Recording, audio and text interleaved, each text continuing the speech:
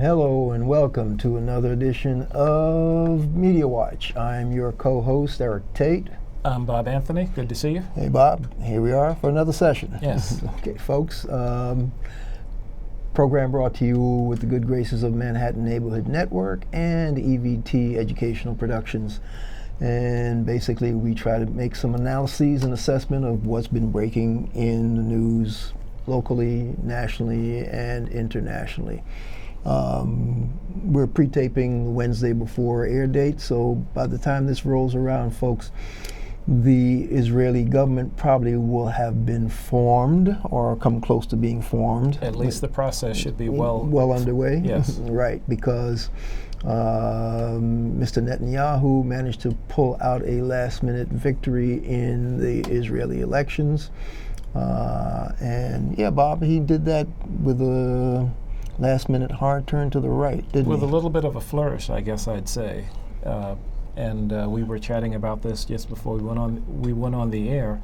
But yeah, he said towards the very end of the campaign that the two-state solution, basically having a Palestinian state next to Israel, was no longer in the cards as far as he's concerned, as far as any future negotiations.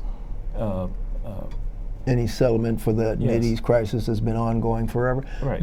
Actually, the very last day of the campaign, almost in the last hour, is when he came out with this. Really? Because we had not heard anything like that during the campaign, Yeah. and it had been a very tight race and a very vocal race. It's not like the opportunity wasn't there before. Yeah, a lot of the pundits and a bunch of the other commentators have been saying that that was his last-minute desperation Hail Mary toss by saying, let's appeal to the hard right members of the Likud party and all the other non-affiliated hard right individuals by championing that no two-state position. Right, and it looks like, just anecdotally, looking at the exit polls as they were coming in during the day, looked like it'd work, because the early exit polls had his party trailing, not by much, but definitely trailing, and there was suddenly I guess we'll find out for sure later, but it looks like there was a last-minute rush to the polls, and this little turn of phrase seemed like it worked. Yeah, the interesting thing is it basically just put another poison pill into the relationships between the United States and the current Israeli government, because I believe one of the things we pulled, if memory serves me correctly, the Wednesday AP story had a headline about the U.S. Chiding the Netanyahu party after the Israeli election win. And the quote from, I believe it was the press secretary, Ernest, was saying... That's the White House press secretary. Yeah, the White House press secretary. He was saying, based on those comments, the U.S. will evaluate our position going forward. And he was referring to the fact that Netanyahu had reversed his former position and said he now opposes the creation of a separate Palestinian state. So the frosty relations between Obama and Netanyahu definitely will not be thawed by this particular move on their part. No. It's interesting, Bob. I know most of these Israeli governments are formed by coalitions, and they're claiming a big victory, but I need to really dig into that, because I think the Likud and the affiliated Netanyahu party got like maybe 30 seats. I believe the Arabs got the largest number of seats that they had ever gotten. The Arab Party, they got like 14 seats, so that's like half the amount that the Likud party got. And I think the total is somewhere in the 120s. So there's going to have to be a lot of coalition building to make this government come into focus. And it won't be a big majority, no matter how it falls out. And so you wonder, with a little maverick here and there, how efficient this new government will be. All you need is a few converts, and all of a sudden you don't have what he thinks he has at the moment. Yeah, it's going to be interesting to see. I'm not sure how many hardliners will be able to make that a viable government, because they still have to form a coalition. I know one thing, their surrounding neighbors are not going to be happy about the statement about no Palestinian state. And that means the Israelis are basically biting off their nose to spite their face, or whatever that old adage is, because they're basically tossing red flags at their surrounding neighbors with that particular declaration. It's a good thing that there are no hostilities underway at the moment. It's I guess that's the one saving grace we have as this election passes, but it does push us into very dangerous ground looking forward. And I don't have the solution in my pocket. I don't know how it's going to pan out, but this is not good. Let me put it this way. The other statement that he made after the election was that he definitely intends to increase or continue the settlement policy in those disputed territories. That's another red flag that just not going to make it easy to have any relations with the U.S. and definitely no relations with the Palestinians, Hamas, or anybody, and definitely none of the surrounding neighbors that Israel has to deal with. So I don't understand where Netanyahu has been coming from all these. I never trusted his stuff about his belief in the two-state solution, because of his actions all said differently. And so basically what he has said, basically he's come full circle to be actually saying what he's been thinking and doing all along anyway, in my books. Well, obviously there's a ton of politics involved, and he said what he needed to say at the moment to get the election. Now from here, we'll see how much he backs up this brand new statement. Yeah. Let's see how hardline he is, but it doesn't bode well. It doesn't. And I recently saw a video online of a new Palestinian neighborhood going up, a very big development. You mean a new settlement in the disputed territories? I think it's a little in from the disputed territory, but still, it's in a position where it can be taken out, which all of what would be Palestine, if it ever turned into that, is. It's all pretty much vulnerable, and I'm worried about this new development, whether it'll ever get finished. Who's building the housing for whom? It's Palestinians building it for Palestinians. Basically, they lost a lot of real estate and housing in the last conflicts. A lot of homes, a lot of apartment buildings, a lot of entire you mean cities. The destruction that took place in the, quote, retaliation for the rockets. Okay. Right. And so they're trying to rebuild. They're trying to rebuild. Apparently they have a little bit of rebuilding going on. Now I worry about what this phase will do, if it'll ever get finished. But maybe I'm ahead of myself. Yeah, well, we'll see. Yes. You know that old saw that people used to sign off with, only time will tell. Right. Yeah, right. Yes. Anyway, spent more time on that than I really wanted to, but it's worth discussing because it's going to come back to haunt us all.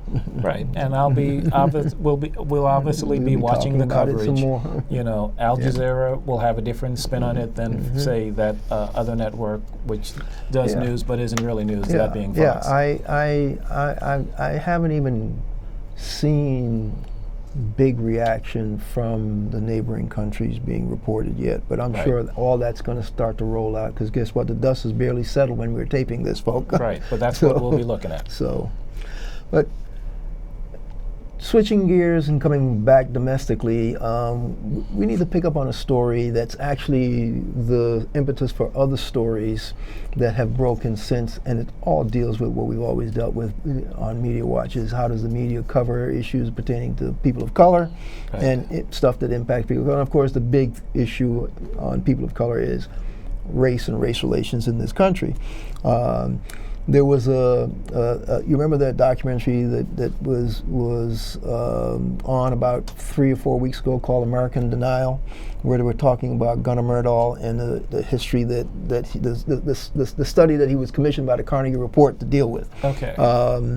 Well, in the course of dealing with that, I think if it wasn't Myrdal, it was somebody else, or Du Bois or somebody said they keep talking about America's race problem, America's black problem, and as far as black people are concerned, we don't have a black problem. White people have a major problem, and because they have a major problem, black people continue to suffer. So the interesting thing that right after we aired 2 weeks ago, this story in Oklahoma broke. Right. And I mean, we're coming at it a couple of weeks after the fact, but this really lit a firestorm.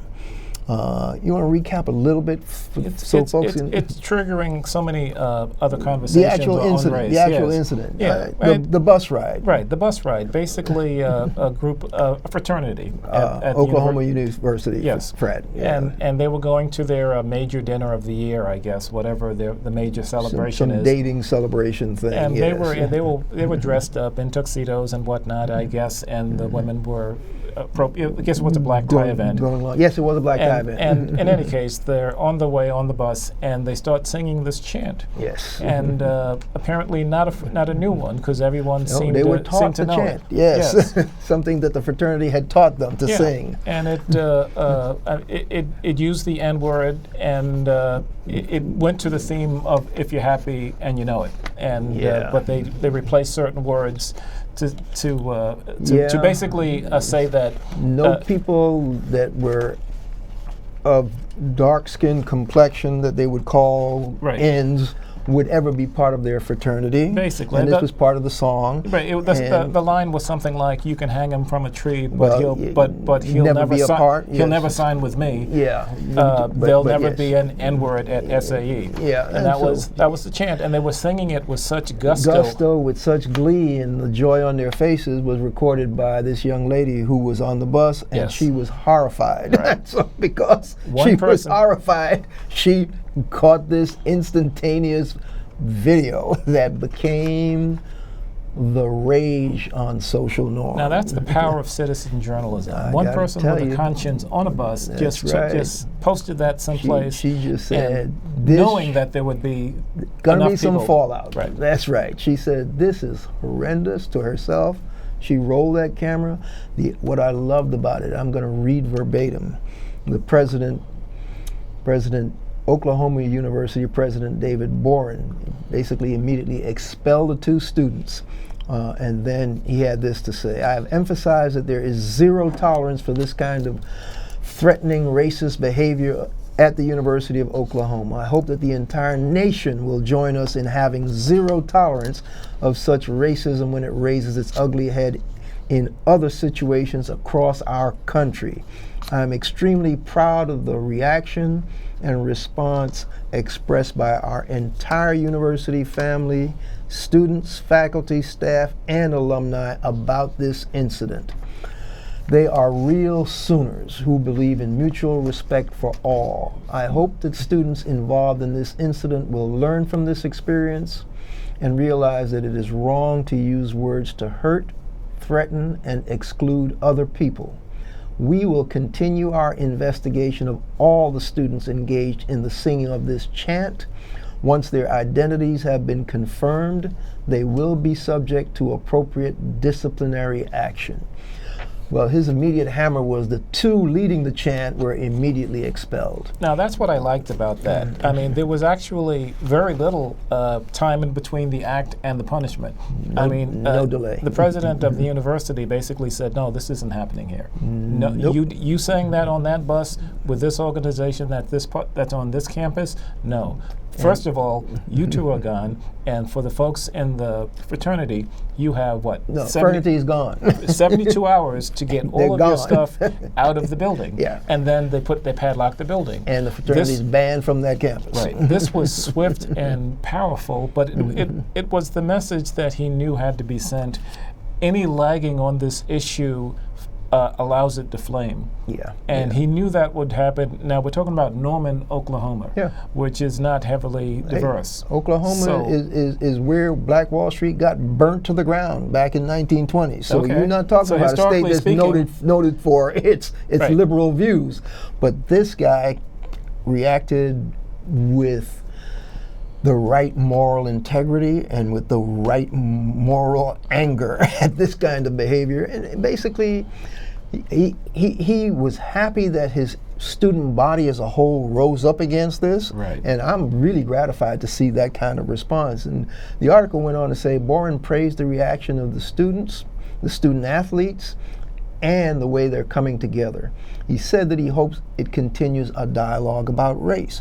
But his key words, which for me sums it up, more than dialogue, when people engage in racist actions or racist words, there has to be consequences. We cannot tolerate it. Now, this guy yeah. is my kind of guy. Okay. He pulls no punches. Yes. He says it like it is. And I've met my share of university presidents, including the one here at Columbia, Ohio State, a number of them around the country. And not all of them, I don't think, would have had that type of speed and that type of conscience. So I do give them credit. And since we're talking about journalism here, I believe the Oklahoma Daily, I believe that's the name of the student paper, posted the name of one of the leaders of this chant before the major media did. They got a hold of the name and they basically said, oh yeah, this is valid journalism, we're going to report this. Yeah, Boren said, I'm not going to tell you those names, but you have enough journalistic integrity and they went and got it. Yes, and they went and got it. Not every student paper, and I've counseled a few. And so I give them credit. I give the student journalists, and here again, I can't imagine there are that many people of color on that paper. So I'm giving them lots of credit for their pure journalism. He said, you journalists can do your work and find out who they are. I'm not telling, because we have to protect the whatever the student privacy stuff is. Yeah. But because this is a public incident, it's already been posted on wherever, you folks can do your job and find out who they are. They justified it well. They found a picture in Facebook that matched the picture in the video that matched the picture that somebody gave them, and so they had a chain of facts to connect the name to that face. And so there was no issue with the reporting. Hey, so they did good due diligence, investigative work, and they came up with the people. And the interesting thing about that is I saw Boren on the PBS NewsHour like a day or two after he'd had his press conference and did his own thing publicly. And the interesting thing was, I think it was Judy Woodruff who was trying to interview him, and she basically started the interview with thanking him for being on there and starting the tenor of the interview about, well, what does that say about the status of where we are on the university campuses today? Boren went straight to the heart of it. He says, we're a reflection of our society. This is not just a campus situation, basically, is what he was saying. We need to look at what's been going on in this country as a whole. This is not just on our campuses. Stuff like this has been going on for too long with not enough people calling people on this kinds of behavior across the country. He came right out and he said, this is not a university. I mean, it totally flummoxed her. She just did she was not ready for that. She wanted to talk just university, college campuses and all that. By the end of the week, when they were doing their wrap-up and she was talking to Shields and whoever their analysis people are, the same PBS show, she had gotten Boren's message and was saying to her people, well, let's talk about what that says about race and race relations in the country today. Boren's message got across to her. That's good. Thank goodness. Because I'm tired of these people trying to pigeonhole this kinds of behavior into, oh, this is just an aberration. It's just this little college. It's just that, and case in point, there's some enough people understand that it's not that. So you want to pick up with the latest brouhaha on social media, which actually deals with Starbucks and race and and let's talk about that. Let's just segue. Sure. I mean, like you said, this fraternity incident opened up a whole all new channels of conversation on this subject, and now we have, I guess it started a few days ago at Starbucks. Starbucks CEO, the executives at Starbucks, they decided that America needed to, engage in a talk about race and the effect on race on all of us. And now they want the baristas at Starbucks to engage in conversations about race. They've done a logo thing on their cups, right? Right. And so on their cups, they have this thing, race together. I think is the logo. They got it vertically, and you can see a hand holding the Starbucks cup, the coffee cup, and all that. And basically, the CEO, Howard Schultz, is encouraging those employees working behind the counter to not be afraid to engage in a discussion on race and race relations with their Morning Joe people. Well, the Twitter sphere just blew up to the point where a vice president of Starbucks had to shut down his Twitter account because he was so getting many trolled. negative things were flooding his Twitter account, and so I saw a link where Alfred Edmonds of Black Enterprise Yes. magazine was tagged by Huffington Post to come out on HuffPost Live or something to talk Okay. about the reaction to this. Now, he's a good person to react on Yeah, this. he's longtime managing editor, executive vice president, At Black editor Enterprise, at Black yes. Enterprise. He has a long title, but yeah, yes. and he's been in the media, and of course he's a black male who's had to deal with this stuff like we've had to deal with it over the years, and so I can't give you his full take on it. His take basically summed up: you cannot have this discussion without all kinds of negativities and all kinds of emotion, because that's just, no matter who's discussing it, no matter what race they are. It could be blacks among blacks, it could be Right. black and white, it could be Hispanic, whomever. This is a fraught subject Right. that causes serious emotional things. So And it just doesn't lend itself to casual morning conversation over a cup of coffee. no, especially if you just get out of bed. Yeah. You may not be in the mood to be talking about Now, that. I don't know about you, but my brain doesn't kick in till 1 o'clock in the morning. So Well, in first cup of coffee, I'm not quite ready I'm for not that. a morning person, so I'm not happy. So you do not want to engage me in a discussion on race over my coffee. Right. And I drink tea anyway. Right. But here, a lot of the blowback was, this is not a casual conversation subject. Right. And so I'll give you my take on this, just because you know the historical arc of the work. That when I deal with these historical documentaries, it deals with who we are and how we had to struggle for freedom and first-class citizenship and human dignity for 400 years in North America. Then I'll be free to travel home. This is the plug, folk.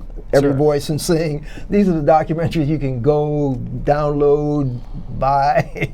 But the interesting thing about it is, there's this whole history that's a residue of slavery, being enslaved and being an enslaver.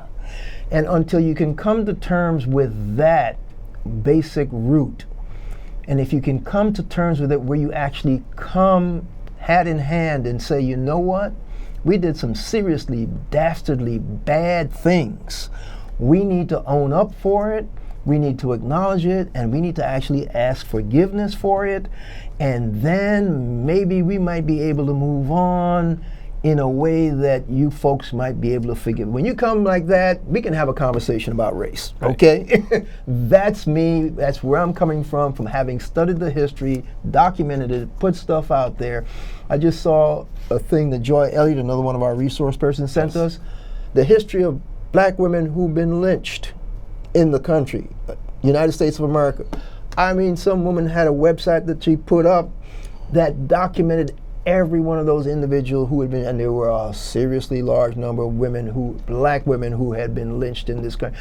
So that's why having a casual conversation about race, folks, will not fly. There is too much stuff that you have to deal with on a serious engagement before you can get to the casual conversation about race. Now, do you remember the book Time of Terror by James Cameron, I believe the name is? I actually got to interview him in Milwaukee. He was almost lynched. He had the rope around his neck. Yes, I remember. He escaped. I Yeah. believe he had to run, hide. He got helped, out of the situation, Yeah. and he had to hide a bit. Yes. But he wrote a book about it, which was when I was a reporter in Milwaukee, I actually got to go to his house and interview him. And you go downstairs in his basement, and he has pictures of himself with the Pope, with presidents. This is how many people he got the book around to. Anyway, to talk race with him brought tears to his eyes. He's retold this tale how many different times, but he can't talk about that one incident with the rope You around get his a neck. noose around your neck, you're about to die, that stays with you forever. It wasn't acting. I mean, he brought the subject up himself. I remember in our interview. That stays and it with you stays forever. with you. That's and right. It's not it's not a coffee cup conversation. No, but race, it's stuck in my head. No. I commend Howard Schultz, that's his name, the Starbucks CEO, for wanting to have this conversation begun. I do too. I commend him for understanding that there's a need for this conversation to take place. Over a morning cup of coffee with your employees may not be the right structure to try to get it. But that's not to say that down the road that may not actually evolve to be the right place to have this. There's just so much more preparation that needs to come before we get to that stage.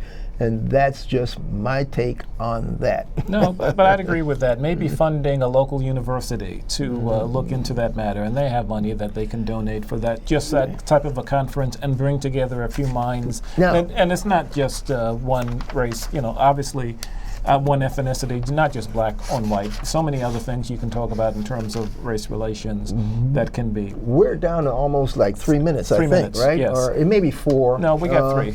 No, because I think we had a little lead time, right? So even though we had a 28 clock, I think we really started at 27. I think. Well, we'll go. Okay, but anyway, stop wasting time.